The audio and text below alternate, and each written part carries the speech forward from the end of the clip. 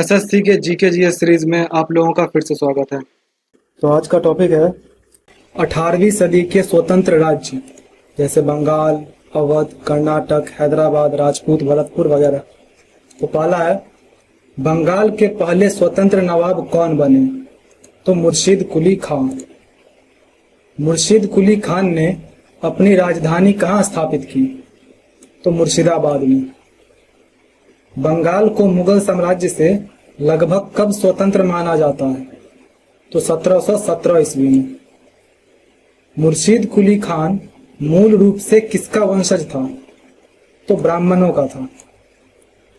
बंगाल के नवाबों ने किस नीति के तहत प्रशासन चलाया? तो कृषि कर व्यवस्था के तहत।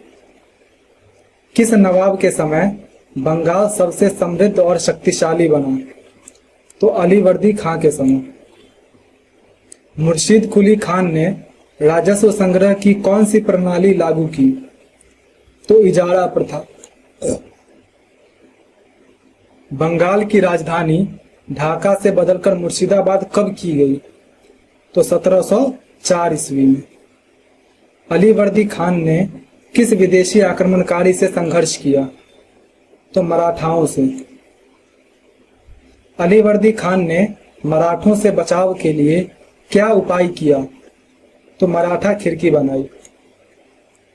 बंगाल के अंतिम स्वतंत्र नवाब कौन थे? तो सिराज उद दौला। सिराजुद्दौला का शासनकाल कब शुरू हुआ? तो 1756 में। अलीवर्दी खान का उत्तराधिकारी कौन बना? तो सिराजुद्दौला। 1756 में सिराजुद्दौला ने किस किले पर कब्जा किया? तो फोर्ट विलियम पर। सिराजुद्दौला और अंग्रेजों के बीच कौन सी प्रसिद्ध लड़ाई हुई? तो प्लासी की लड़ाई। प्लासी की लड़ाई कब हुई? तो 1757 ईस्वी में। प्लासी की लड़ाई में सिराजुद्दौला को किसने धोखा दिया? तो मीर जाफर ने भी, जगत सेठ ने भी, लेकिन इसमें दोनों का ऑप्शन नहीं दिया गया है तो इसीलिए सिर्फ मीर जाफर मानते हैं। बंगाल की अर्थव्यवस्था किसके लिए प्रसिद्ध? क्योंकि मेनली जो है मीर जाफर ने ही धोखा दिया था। बंगाल की अर्थव्यवस्था किसके लिए प्रसिद्ध थी? तो सूती एवं रेशमी वस्त्र के लिए। किस बंगाल नवाब ने मराठों को चुटकी का कर दिया? तो अलीवर्दी खान ने। सॉरी, यह है कि किस बंगाली नवाब ने मराठा डिच को इंट्रोड्यूस किया? तो अलीवर्दी खान ने। किस नवाब के शासन में अंग्रेजों ने सबसे पहले बंगाल में व्यापारिक शक्ति हासिल की? तो सिराज उद दौला ने। बंगाल नवाबों का प्रशासन मुख्यतः किस पर आधारित था? तो फारसी संस्कृति पर। किसने बंगाल की राजधानी ढाका से हटाकर मुर्शिदाबाद बनाई? तो मुर्शीद कुली खान। किस बंगाल नवाब ने जगत सेठ नामक साहूकार से वित्तीय सहायता ली? तो सिराजुद्दौला ने। प्लासी की लड़ाई के बाद अंग्रेजों ने किसे नवाब बनाया? तो मीर जाफर को। बंगाल के स्वतंत्र नवाबों के पतन का मुख्य कारण क्या था? तो अंग्रेजी हस्तक्षेप। अवध के पहले स्वतंत्र नवाब कौन थे? तो सआदत अली खां। अवध की राजधानी प्रारंभ में कहां थी? तो फैजाबाद। किस नवाब ने अवध की राजधानी लखनऊ स्थानांतरित की? तो आसफ उद दौला ने। अवध के नवाबों ने किस भाषा को प्रशासनिक भाषा के रूप में अपनाया? तो फारसी को। अवध के पहले नवाब सआदत अली खां का वास्तविक नाम क्या था? तो मोहम्मद अमीन था। सफदर जंग किस सम्राट के समय अवध के नवाब बने? तो मोहम्मद शाह के समय। सफदर जंग को किस वर्ष अवध का नवाब नियुक्त किया गया? तो 1739 में। अवध के किस नवाब को वजीर ए हिंद नियुक्त किया गया था? तो सफदर जंग को। शुजाउद्दौला ने किस प्रसिद्ध युद्ध में भाग लिया? तो बक्सर की लड़ाई में। बक्सर की लड़ाई कब हुई? तो 1764 में। बक्सर की लड़ाई में अवध के नवाब शुजाउद्दौला ने किसके साथ मिलकर अंग्रेजों का सामना किया? तो मीर कासिम और मुगल सम्राट शाह आलम द्वितीय। बक्सर की लड़ाई के बाद अवध पर किस संधि का प्रभाव पड़ा? तो इलाहाबाद की संधि। इलाहाबाद की संधि कब हुई? तो 1765 में। इलाहाबाद की संधि के अनुसार अवध के नवाब को क्या करना पड़ा? तो अंग्रेजों को बड़ा जुर्माना देना पड़ा। किस नवाब ने लखनऊ को सांस्कृतिक केंद्र बनाया? तो आसफ-उद-दौला ने। आसफ-उद-दौला ने लखनऊ में कौन सी प्रसिद्ध इमारत बनवाई? तो बड़ा इमाम बाड़ा। अवध के किस नवाब ने रूमी दरवाजा का निर्माण करवाया? तो आसफ-उद-दौला ने। अवध के किस नवाब ने गाजीउद्दीन हैदर को उत्तराधिकारी बनाया? तो सआदत अली खान ने। गाजीउद्दीन हैदर ने किस वर्ष खुद को बादशाह घोषित किया? तो 1819 ईस्वी में। अवध के पतन का मुख्य कारण क्या था? तो अंग्रेजों का हस्तक्षेप। किस नवाब के शासनकाल में अंग्रेजों ने अवध की राजनीति में गहरी दखल अंदाजी शुरू की? तो आसफ-उद-दौला के टाइम पे। अवध के नवाब किस धर्म और संप्रदाय से संबंधित थे? तो शिया इस्लाम से।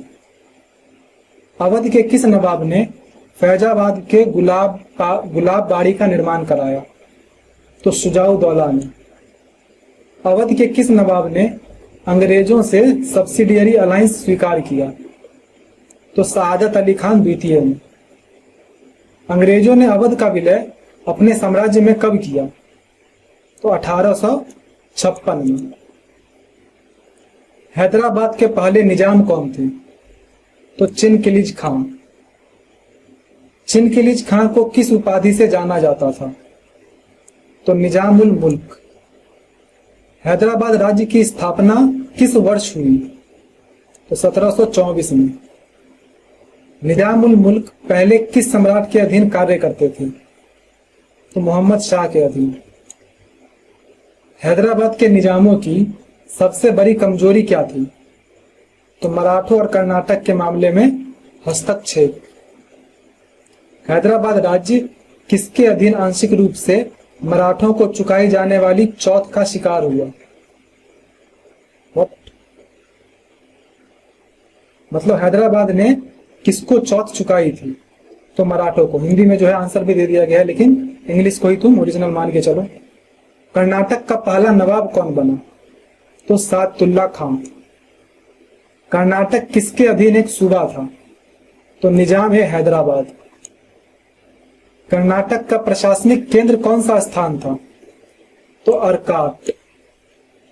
कर्नाटक युद्ध मुख्यतः किनके बीच हुआ? तो अंग्रेज और फ्रांसीसी के बीच। पहला कर्नाटक युद्ध कब हुआ? 1746 से 48। पहले कर्नाटक युद्ध का मुख्य कारण क्या था? तो ऑस्ट्रियाई उत्तराधिकारी का युद्ध। पहले कर्नाटक युद्ध का परिणाम क्या रहा? तो डुप्ले ने मद्रास में अंग्रेजों को हराया। दूसरा कर्नाटक युद्ध कब हुआ? 1749 से 54।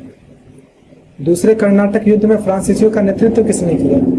तो काउंट डी लाली ने। दूसरे कर्नाटक युद्ध का परिणाम क्या रहा? तो इस बार अंग्रेज विजयी हुए। तीसरा कर्नाटक युद्ध कब हुआ? तो 1756 से 63 तक।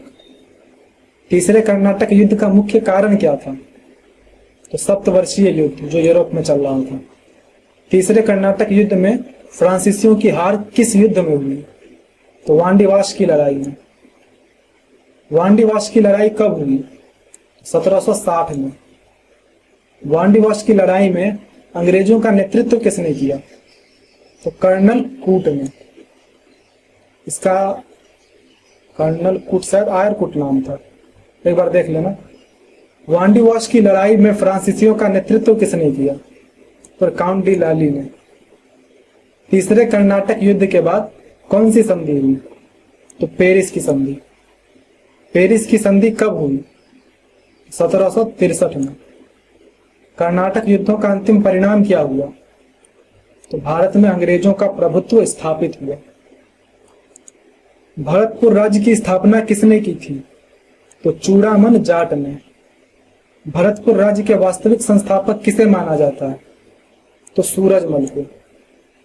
सूरजमल किस जाति से संबंधित थे? तो जाट थे। सूरजमल को किस उपाधि से जाना जाता है? तो जाटों का पितामह। तो जाटों का प्लेटो भी कहा जाता है। सूरजमल ने किस वर्ष दिल्ली पर कब्जा किया? तो 1753 में।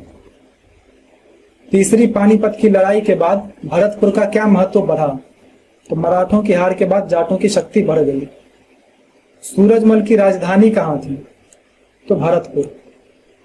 भरतपुर के किस किले को अंग्रेज जीत नहीं पाए? तो लोहगढ़ का किला। लोहगढ़ किला किसने बनवाया था? तो सूरजमल ने। सूरजमल की मृत्यु कब हुई? तो 1763 में।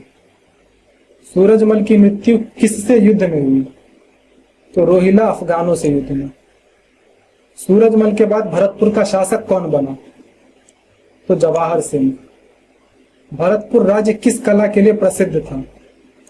तो स्थापत्य कला के लिए। राजपूतों में सबसे शक्तिशाली राज्य कौन सा था उस टाइम पे? तो जयपुर में। ये उस टाइम की बात मतलब 18वीं सदी में जब मुगलों से ये सब स्वतंत्र हुए थे। 1707 के बाद मुगलों का पतन चालू हो गया था, तो उसके बाद राजपूतों में सिर्फ एक जयपुर जो है वो मजबूत बचा था।